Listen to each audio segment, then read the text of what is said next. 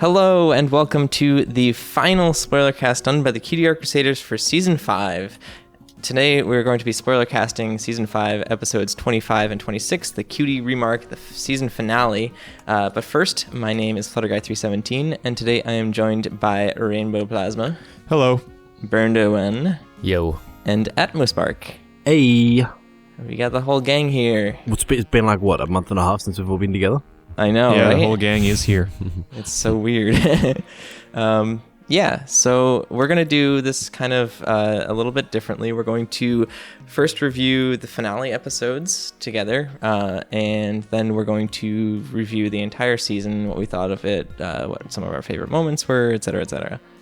So I got a couple of questions that we can ask each other to do with the entire season. So we're going to do that a little bit as well. Fun. Ooh. Nice. I'm nervous-sighted about that. So guys, the season finale, what do you think? Initial reactions, thoughts? Were we watching a kid's show? I couldn't tell. Right? Yeah. I couldn't tell. It was I don't know, sometimes you get those feelings. Like last season finale with Tyrek was kind of like that as well, where it's like, what show are we watching again? DBZ or ponies? Yeah. And Yeah. so this was kind of a similar thing again. Like maybe I'm just not versed in other shows and stuff like that, but it seems like the effort that they put into these and the subject matter that they touch on just seems so crazy advanced for the supposed audience that they're going for. Mm-hmm. It's good. It's a good thing. Like I like it. It makes it very entertaining to watch as like a 22-year-old. So Yeah, definitely. I feel like each season finale they've kind of been stepping that up a little bit. I don't know if it's necessarily like I guess it is like the situations that they get into are a little bit more like life-threatening, I guess, or like show-threatening in this case, where like, you know, the entire timeline could like be destroyed. yeah. Yeah. World threatening, society threatening, culture threatening. Just threatening in Maybe. general. Yeah. Huh. So speaking of threatening, there were a lot of like villains in this, but there was one main villain, which was Starlight Glimmer. Yeah, but it was evidenced. It was very clear that this season finale's villain, compared to any of the other ones, seemed to have a certain element of, she was almost pushed a little bit back because they introduced so many other villains in there. They had so much more going on that didn't directly involve her. Mm-hmm. Like obviously she set off the motions and was a big part of the kind of reformation and the ending of the episodes, but a lot of the episode's time was taken up by other villains coming back in the separate timelines. So it kind of a little bit took away from her as being this big main villain, because it seemed like her screen time was split between the other ones as well. But obviously she was like I the main didn't feel that at all. I felt like, I mean, sure, I get where you're coming from, where she wasn't on screen 100% of the time, so therefore she's not as villainous as she could have been. But I feel like the way they did it was fairly good, because they kept coming back to her, and it sort of gave me the impression that everything else that happened was just sort of a pawn in her scheme. Like the whole episode, I thought, okay, the Starlight Glimmer is the main villain that's going on here. All these other things are just pawns.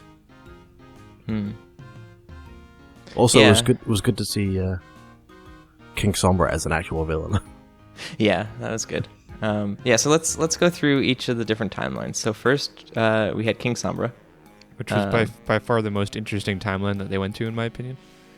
Yeah, that's just your opinion, man. It's like, Well, was it? that's why I added my opinion. But was that like, only because they had the longest time though? No, because I think the concept of having, I mean, like all of them dealt with interesting otherworldly concepts, but that one was the one that kind of directly was like, there's a war going on. Like like it really went back to, it struck like kind of World War stuff. People uprooted from their homes, working in factories, making supplies, having a direct battle with people. Like it was very strange to see, considering what show we're watching, right? Mm-hmm. Did give a very World War II-esque. And like the fact that they were willing to go there and make those scenes with battle scenes and with the munitions and all that kind of stuff, like that's crazy. That's quite really literally cool. equestrian World War. Yeah.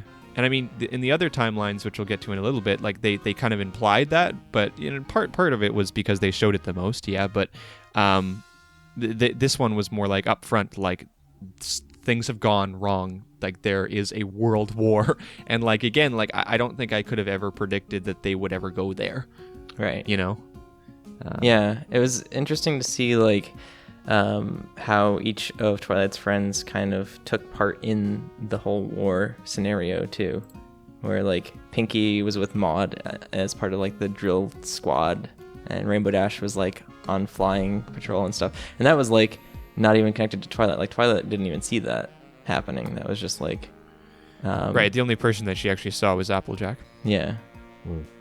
I thought it was very interesting. I was kind of sad when they pulled away from it, but it makes sense considering how many other scenarios that they had. I did like the touch that like Sugar Cube Corner has a loaf on the top of it instead of like a cupcake. Did it? It's baking bread. Yeah, it's like a bread place instead of like it's a bakery. Yeah. There's a very like sad universe, like Rarity was making dresses, Applejack was canning, like all for the war effort, and then Applejack had that line too that was really, really solemn, like we got to do it like every day, every night or something to keep up the fight, whatever it was. Well, and I think near the end, right before they went back to fix the timeline, she was kind of like walking away, and it was like I've got to go back and like fix everything, and she's like, I hope so. Yeah, This is the life I'm living right now. So yeah. I thought it was a good. I think it was a really good timeline. It was really shocking to have that one first. Yeah. It really kind of threw you for a loop. Between like all the war and all the visuals, and even like how the characters' like outfits were designed, was still like reminiscent of the war effort. Something that I noticed was they're all wearing those like head bandanas that are tied, and that's referencing Rosie the Riveter. So all of the strong female characters in like this episode during a war effort in this episode are all like representative of like U.S. propaganda of like women are the basis of like American strength during the war. And yeah, there's a whole World War II sweet thing about Rosie the Riveter that people should go look up. There was a lot of references to that in this episode. Yeah, there's even a little poster of a pony flexing.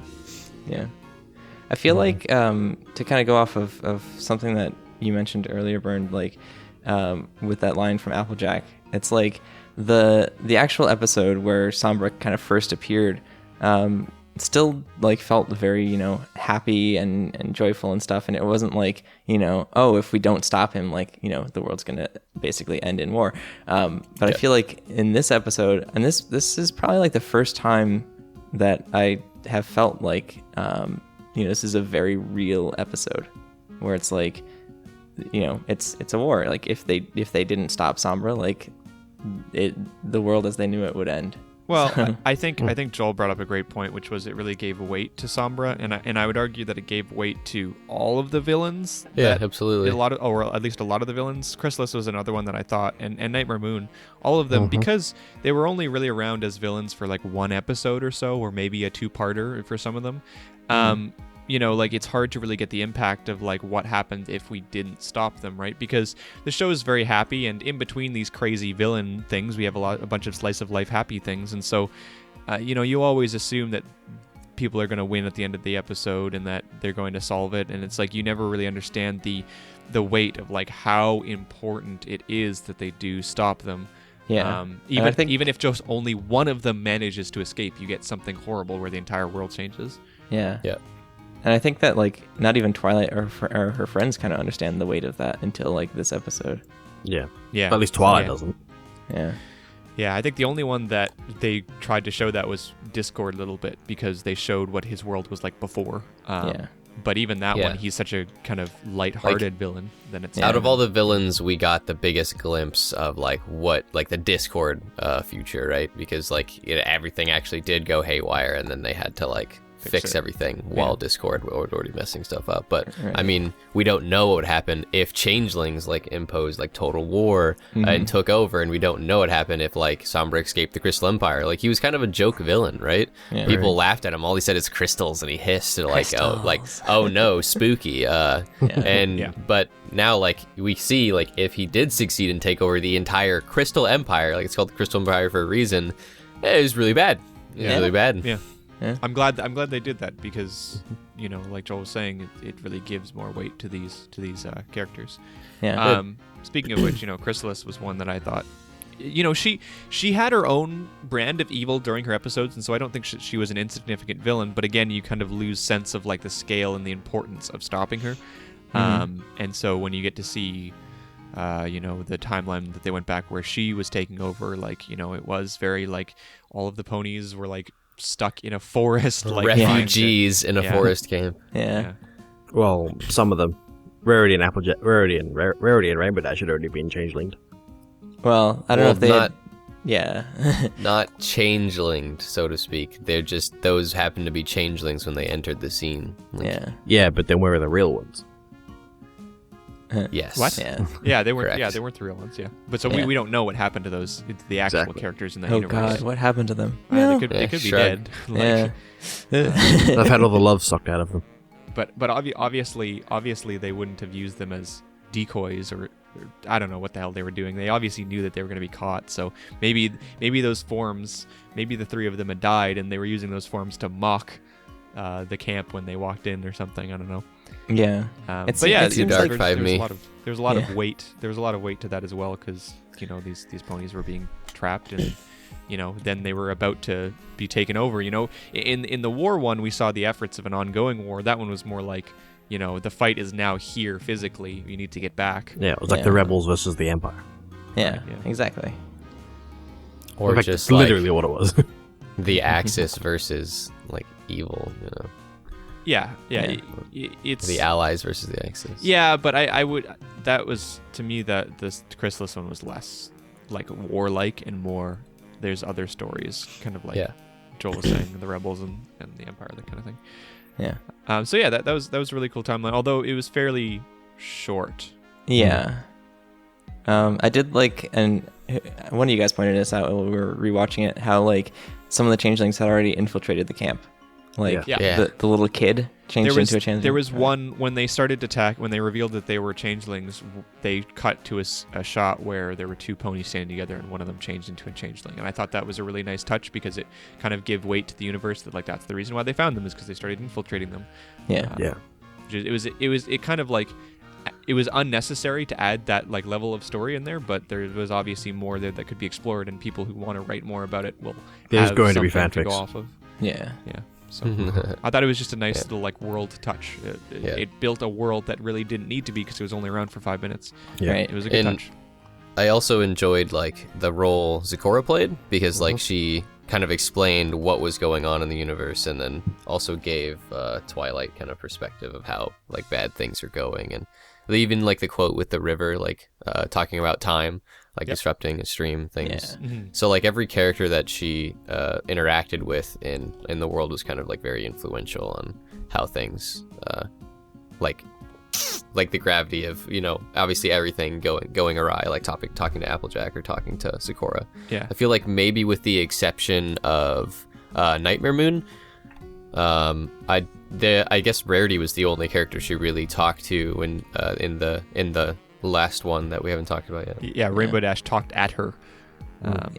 So you really liked the Nightmare Moon world, right, Bryn? That one was my favorite for a couple reasons. One, I thought it was like the prettiest with like the castle and Nightmare Moon's universe, but also just like I was really, really impressed with Nightmare Moon's animation because we'd never seen Nightmare Moon other than like season 1, like episode 1 and 2 Nightmare Moon.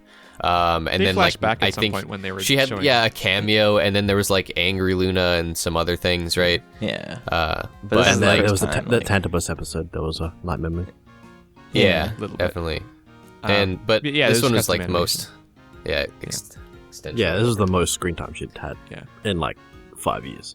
Yeah. My personal favorite thing about the Nightmare Moon sequence was the fact that it was the only sequence in which we saw some of the main characters take the side of the villain.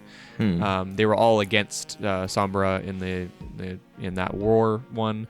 A couple of them were part of the resistance. You couldn't really tell what happened to the other ones. In this one, though, Rarity and Rainbow Dash, for whatever reason, were subservient to Nightmare Moon. Yeah. Well, I mean, so that was like, interesting. Because Celestia is like the ruler of said kingdom, right? And so to be overthrown and have like her take over, like she's the new ruler and like the new deity, like you can't really resist against that, so to speak. I just found it interesting because it was the only thing timeline is- that they did that.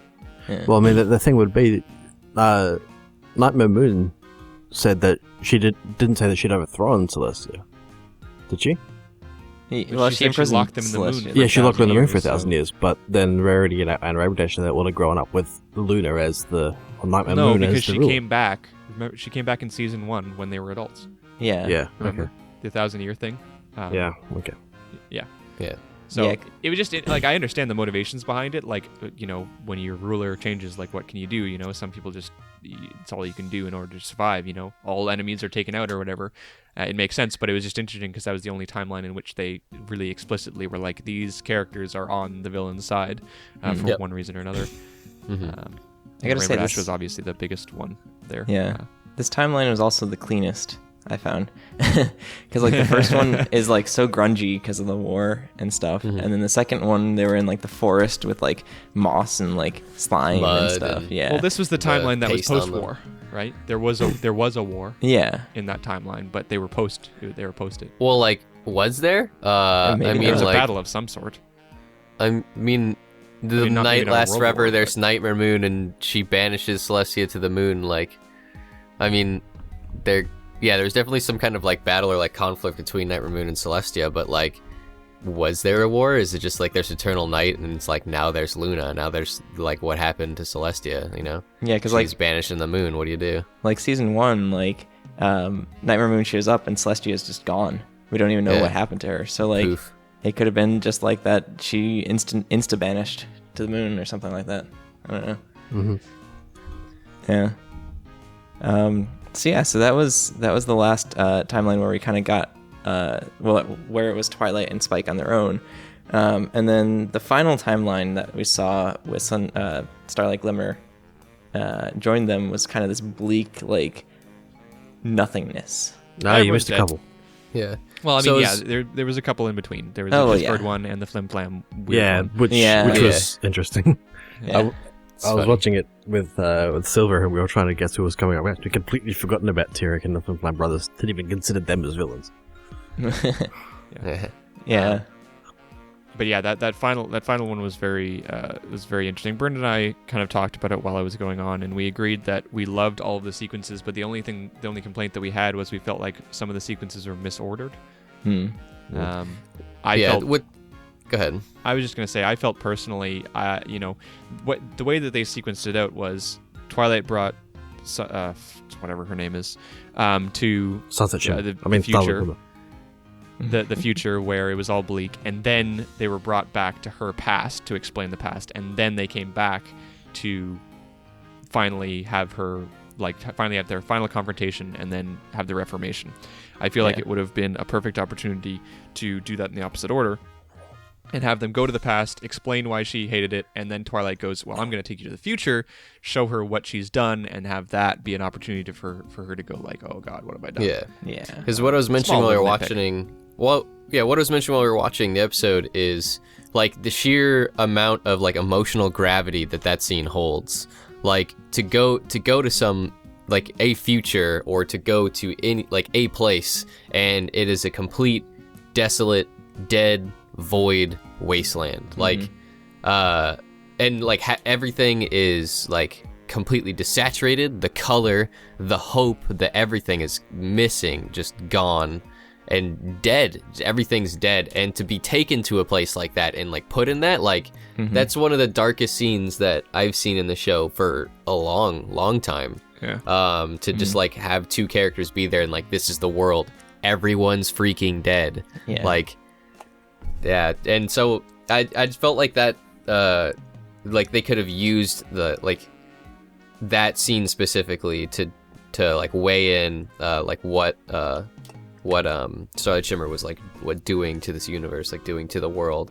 Yeah. And like I guess I was just more impressed with the gravity of that scene, which I felt like it kind of should have been the thing that kind of changes her mind, because it went from Twilight taking her to that world, and then she it was so like impactful that she went into denial, right? She was like, no, like you're lying to me. And then she's like, I'll show you, and then takes her back in time. Yeah. Where it could have totally been flipped on its head and been like, you want to know why I'm mad, why I'm doing this? I'll show you. And then she takes her back, and then she's like, but why would you do this to your friend or something? And then she goes into denial, and then Twilight can take her to the future. Like, I don't know if it's hard to flip that up, but I assume there was a reason and why they did it in the order they did. But that scene in itself is just like really powerful.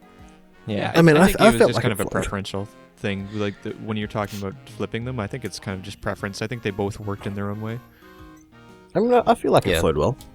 Yeah, the dialogue especially like flowed really, really well. Even like when she was in that world, like the expression, how she dealt with it, and then when they went back to Cloudsdale and like how they handled that conversation, again was I felt like all that was like very strong and like fit the characters. The voice acting or the acting in that scene was fantastic. Oh yeah. Better than you see in a lot of movies. Yeah. You feel the emotion that she has when she's talking about her past and her friend and how no friendship can ever be that powerful or have that much of effect on the world. Yeah. And surprise, it does. Supplies. Yeah. One last note from my perspective on that desolate timeline is I really hope that like this is some sort of look into next season, maybe like the next season's villain or something like that. And that's like the gravity of that situation, because like every other one like has been villains that we've seen in the past, but maybe this is foreshadowing. The only thing that I would say there is that this show has not been very good at cross-season foreshadowing. That's true. Yeah. It's like... tried in the last 2 seasons to be a bit better with the in-season foreshadowing. Yeah. But yeah, So, cross-season maybe not. If I was gonna write any villains for the next season that could fit that desolate scene, I would have like the 4 horsemen, like the 4 like apocalypse. Ooh. 4 Yeah, horsemen that of would the be apocalypse. So you have war, famine, pestilence, and death. And so we've seen war. We've seen, like I guess we've seen famine and pestilence, but like death pony. Yeah. But a note before we kind of move off on the subject on Starlight Shimmer, something that I kind of was thinking about and noticed. Glimmer, thank you. Well, she is a Starlight Shimmer. Shimmer, pretty well. Glimmer, Starlight, whatever. Yeah. So Starlight, Glimmer.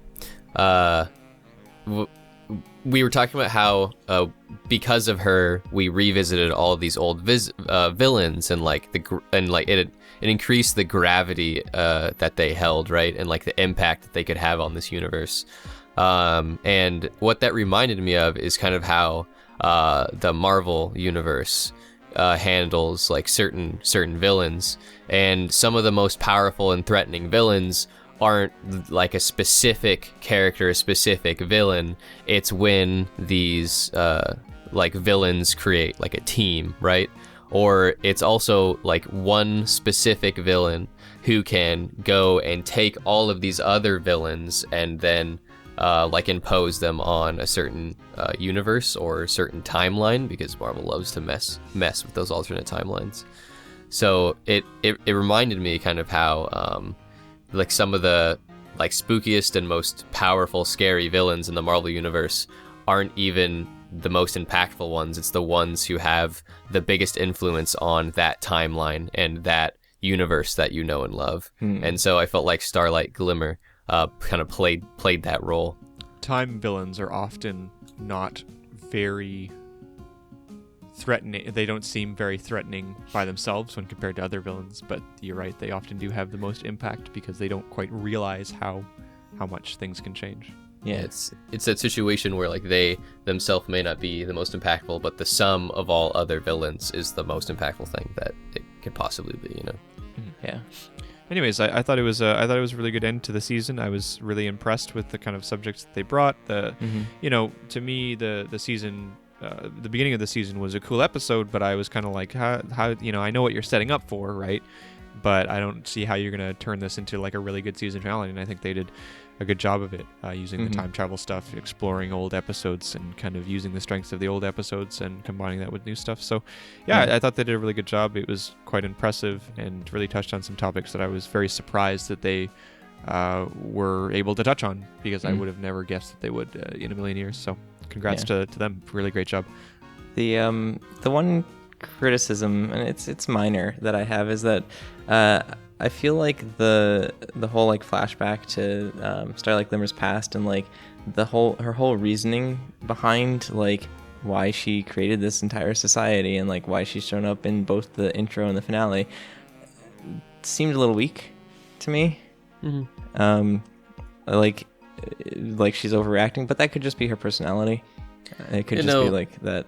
Yeah, she's like... I definitely agree. Like, there's a lot of ways you can write in, like, how someone became corrupted or, like, feel the way they do, right? And, I mean, she created a very, like regime, like, mind-washed oriented society, and just because some, like, a person, like, her childhood friend saved her life with, like, him getting his cutie mark, and then was carted off by his proud parents, and it's, like... That's where my like suspension of disbelief starts being pushed, because it's like, why don't you just follow your best friend who just saved your life, and instead you cry about that he got his cutie mark? So like there's lots of ways in which you could write impactfulness, but I wouldn't know how to do that, you know.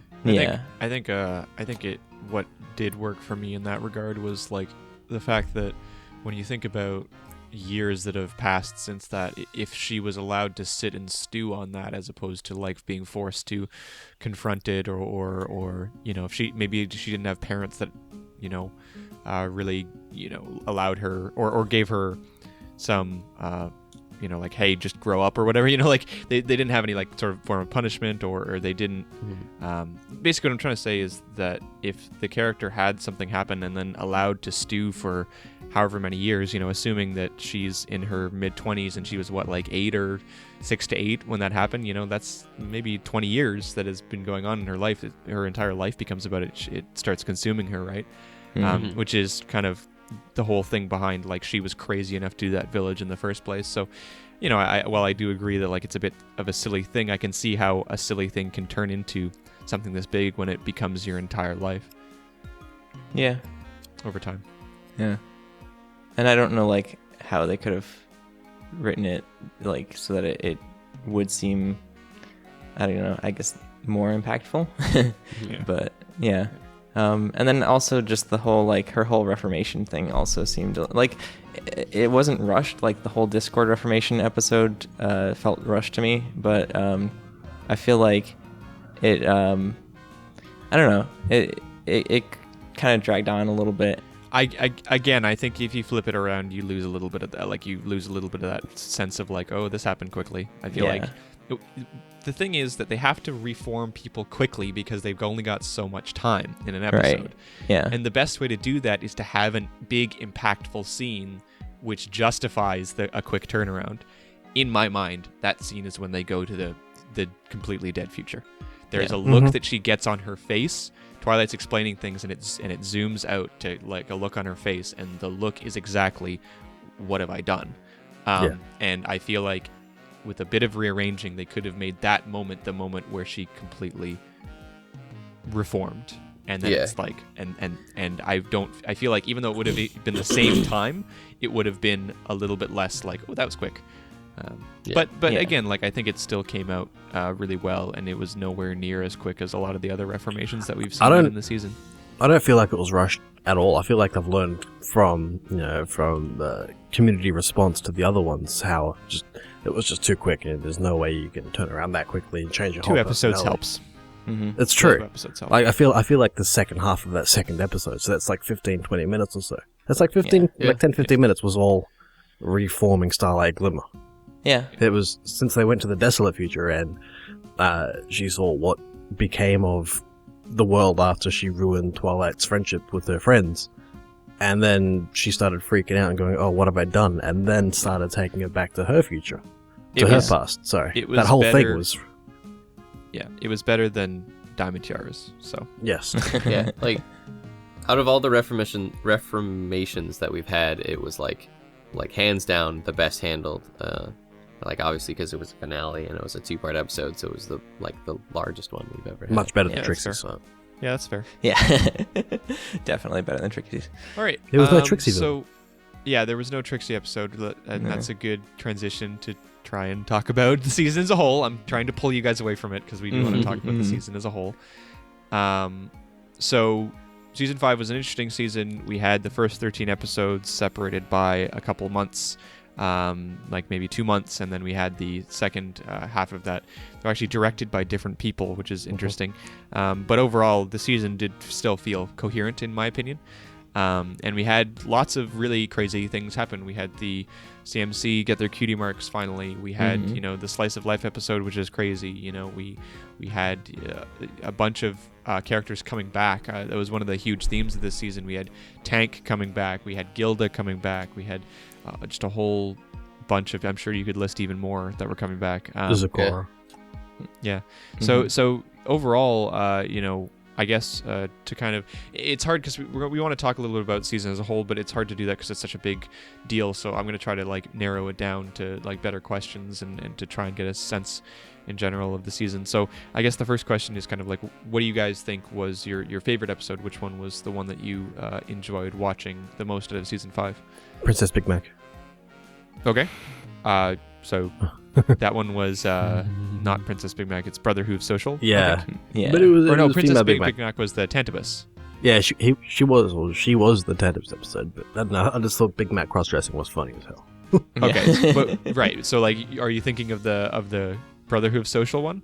Yeah, I mean that's the one I meant, but it's just funny. So you mean Queen Big Mac? Yeah, it was my favorite. I mean, I don't think it was my favorite episode. It's but it was Ant funny. whatever. Oh yeah, and I don't even remember. Apple strudel. What about you, Bernd? I really liked the Tannibus episode. Was that the Do Princesses Dream of Magic Sheep? I don't Yes. remember exactly. Yes, Yeah. it was. Do Princess Dream of Magic Sheep. I liked a lot of things about that one. Like I liked the storyline. I liked the going back to like Luna, like re-seeing Luna as a character, revisiting her, and like her emotions tied to Nightmare Moon. And I really, really enjoyed the ending of that episode, like in that dreamscape, and like again, it felt very like heavy.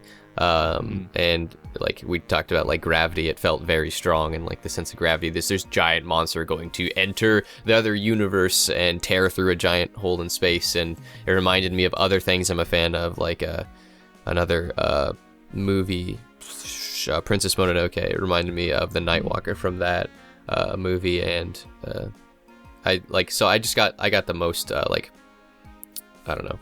motions and things out of that episode versus a lot of the other ones. And what about you, Ted? It's so hard to decide, but I think I'm gonna have to go with Rarity Investigates, just because of the whole film noir thing. That holds a special place in my heart. I just love seeing when shows kind of do that and intermix it with like, their own show, like the modern show. And I think it was done really well. I enjoyed the story, and I liked it. Yeah. Yeah, sweet stuff. I think for me, what impressed me the most was Amending Fences, when Twilight goes back to her past and talks to all of her old friends. The episode was so unexpected, and I thought was really it really brought together a lot of characters that we had never really seen before. Lyra, Minuet, these characters, and suddenly they're actual characters that have a connection to the main six. It talked about stuff that happened in episode 1, and it kind of tied things together more, so that wasn't just like a toss aside. They really brought back a lot of the past and tied it to the future, and I thought that was really impressive, and I thought that was done in such a interesting way that I was really not expecting, even after that came after episode 100, where that started tying stuff together. This one was really shocking how well it was done. Yeah, like I like when we're talking about like favorite episodes, like just like pony episodes, like obviously I really liked the one with Luna, like Princess Dream of Sheep, but I mean episode 100 was such a hands down like standout that like I hardly even count that as an episode of this season, because it's just like it's like just the best thing ever. It's like a fan to where like episode. you can't pick favorites over that, because it almost stands out from like being a part of the season. It's just a fan episode that's its own standalone thing. Well, to give you some reference point here, when you go to Wikipedia, most episodes, individual episodes, don't actually have their own Wikipedia page unless there's something very significant. In look at season that, 4, Pinkie Pride had a link because that was the one with Weird Al. In season 5, the only one that has a link to it that isn't like the beginning of the finale is Slice of Life. It's something that is such a standout episode. I remember watching it and just like going like, what? Like continually, like I couldn't believe what I was seeing. It was so out there that like, you know, when all of us think of our favorite episodes, like Byrne said, it's almost like it's a separate thing that we have to talk about. It was such a touching episode for them to do in kind of you know, as a tribute to the people who love the show, the bronies and stuff like that, who have come up with all of these extra characters and given them backstories, and to make that all canon was such a touching thing to do. It was so impressive and wonderful of them to do, for sure. Yeah, absolutely. Profound love, like golf clap to you. Yeah. And so like that was obviously a huge part of this season, but what I was impressed with this season was that, you know, there are so many things to talk about. There are so many things that happened. It felt like this was a season of stuff happening. Like we mentioned before, they brought back a whole bunch of characters. They had Gilda, they had Tank. They, you know, Tanks for the Memories was a great episode. Pinkie Pie's sisters. That was a great episode. They brought back Pinkie Pie's sisters. They had the CMC get their cutie marks finally. You know, this was so. They had a couple of episodes of Discord. You know, regardless of whether or not we actually like those episodes, they had those. Yeah. They had those, right? So you know, to me, I was really impressed with how the season went as a whole, because it felt like so much had happened. You know, so much was happening each time. There were not as many episodes that I have forgotten. Compared to previous seasons. Usually when I finish watching a season, I'll forget a bunch of episodes. This one had, I think, less of those. I mean, we haven't even talked about, like, the thing that they, like, dropped and then they walked away from was the fact that, like, Cadence is pregnant. Yeah. Like, they just dropped that. I forgot about that. They just dropped that, and they're like, by the way, this is something that'll probably happen in the future, so, here you go. Yeah, so it's like, that's crazy. How long do ponies stay pregnant for until they give birth? I don't know. It seems like they're at least a season hiatus. One season hiatus. Yeah, basically. Yeah. So yeah, it just felt like there was so much going on in this season that it's hard to kind of quantify in one thing. Yep. Yeah, definitely. Something that I find interesting is looking at the viewer numbers. They seem so random, but the one that had the most viewers at the time was Tanks for the Memories, which was really interesting. And that episode kind of brought up something that I think the finale did as well, and the season had started doing as a whole, is that it started bringing up topics that we aren't expecting them to bring up. And they're starting to treat the audience a little bit older. Tanks for the Memories was basically an allegory for a pet dying. Which was a big deal, and as we mentioned before, there was a lot of quite mature topics in the finale.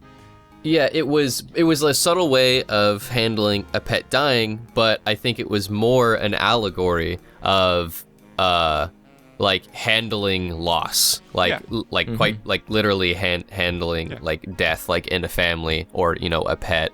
And I think that was kind of like carried an intense amount of power, like behind the episode, like between like Rainbow Dash's grief, how they handled it, and then like the acknowledgement of like, yeah, you know, in this episode he's burying himself in the snow, but like it's quite literally Rainbow Dash like coming to terms with loss and like how your friends can be there for you, and like that was the 5 stages of grief.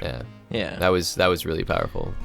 I remember when that episode was airing too, one of the things that I talked about after like during the episode and when we did our Spoilercast was the fact that in that episode at some point they just had her break down and start crying, and like they left profusely. That scene they left that scene for a couple of seconds, and it was like, whoa. So it was a big deal. The other one that I thought was like very mature in subject matter and was very intense was the Luna Tantabus episode, in which she was like blaming herself, and it was like very intense, like self-guilt, and like that's a very kind of mature, like intense thing to talk about. I mean, the Discord one as well, the What About Discord episode, I think it was, where Fluttershy does stuff without Discord. Is that the one? No, that's the Make No. New Friends but Keep Discord. That Yeah. one, yeah. Yeah, with Treehugger. Yeah. Yeah, and the Smooths. Smooths. Yeah. The smooths. Yeah. Yeah. So yeah, that was definitely another one of those. They're bringing up more mature things. That might be because they recognize that after 5 seasons, the audience who started watching them in 2010 is actually growing too, right? It's kind of what happened with the Harry Potter books too, to give another example. But I like it. I think personally, kids can handle mature subjects like these. Mhm. And that we shouldn't treat them like, oh, everything's happy and sunshine. Yeah. You know, like, Like, oh, I've worked they with can kids for a couple of years, and they can definitely do this. Yeah. I mean, look They're at smarter than people right? give them credit for. Yeah. Like The Lion King is like a classic kids movie, Yeah. and she gets run over. Oh well, I mean, Dad dies. The Lion King scars people for life. So. Hey. But kids Yeah. can handle that. Yeah. I repressed The Lion King. Sad. Yeah. I feel like this season in particular felt a little weird just because of the in-season hiatus. And the change of That was director halfway strange.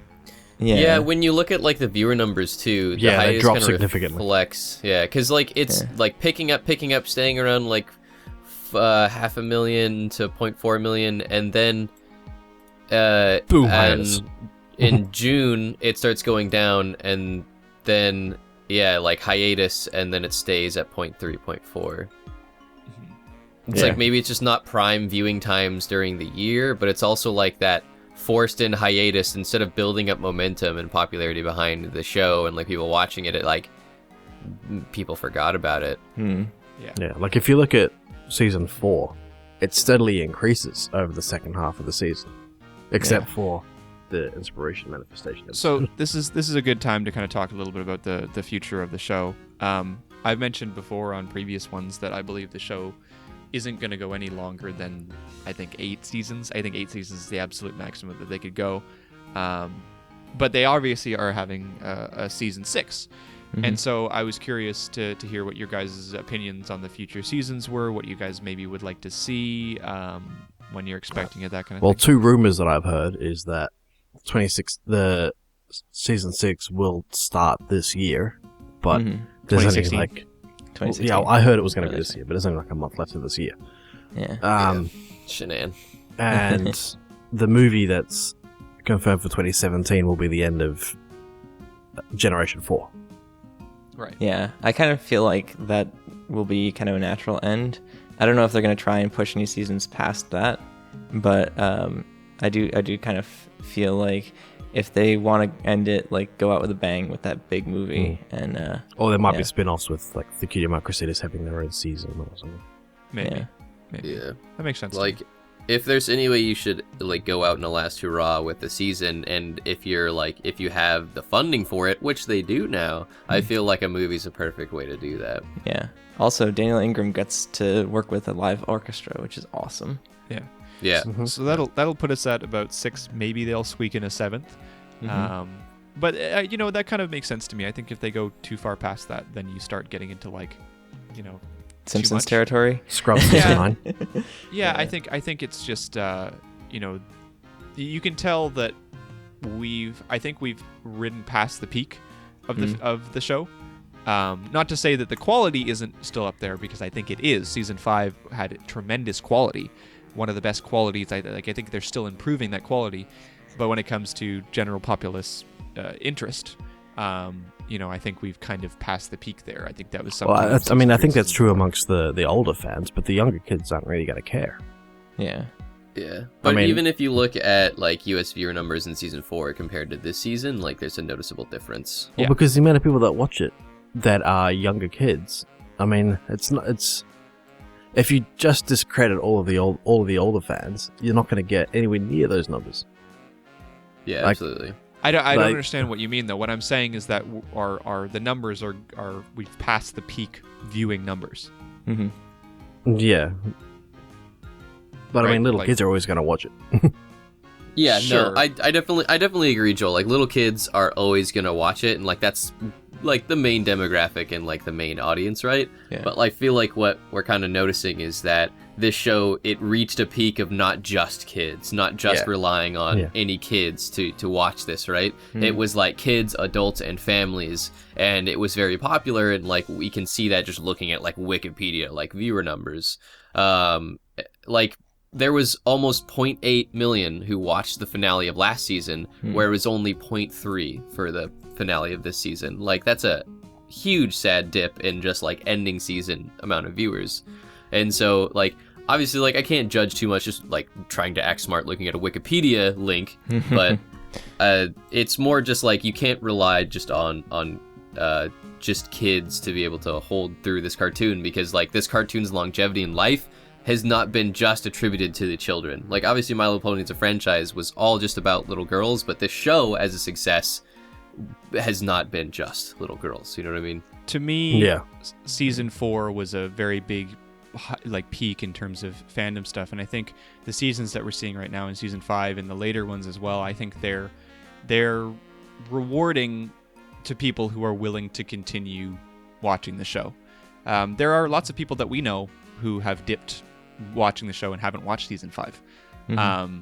And so, you know, like to me, I'm looking at these and I still see an improvement in quality, and even if the viewer count kind of dips down, to me it's almost like a reward for sticking around, because there are still great stories that can be told, and I'm looking forward to seeing what season 6 can bring, and then leading up to the movie. And I think by the time we get to the movie, I think everyone will be happy with that potentially being the end. Probably. So that is our spoilercast for the finale and for season 5 as a whole. Ooh. Yep. We did it, guys. We did it. Wow. It's crazy. It's been a long time. Hopefully the hiatus isn't like, what was it last time? It was long. A year? Yeah. It was a year last time, so hopefully it's not a year again. Yeah. If you were to ask me what I feel like was most responsible for the dip in like major viewers, just looking at this Wikipedia article, I think it was the time in between season 4 and season 5. Could be, yeah. Yep.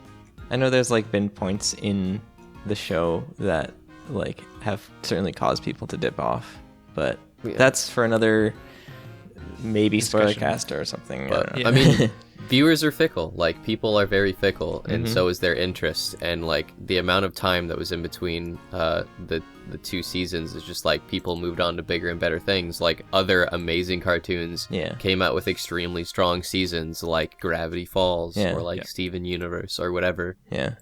The fact for me is, regardless of whether or not people keep watching it, the season that I just watched in season 5 has shown me that the quality is still there, and that the quality is not causing the viewer dip. And so long as they keep bringing the quality, I will keep watching. Same. All right, so we're out of time. So thank you guys for watching the spoilercast for the season and for the finale. In the reverse order, obviously. And join us next week for Cutie Art Crusaders episode, but no more spoiler casts until maybe season 6. I don't know. We'll see if we're going to keep doing them. So yeah, thank you guys so much for watching. My name is FlutterGuy317. I'm Rainbow Plasma. My name is Burndo1. And I'm at Spark. And we'll see you next week. Bye. Bye. Bye. Enjoy the hiatus. No.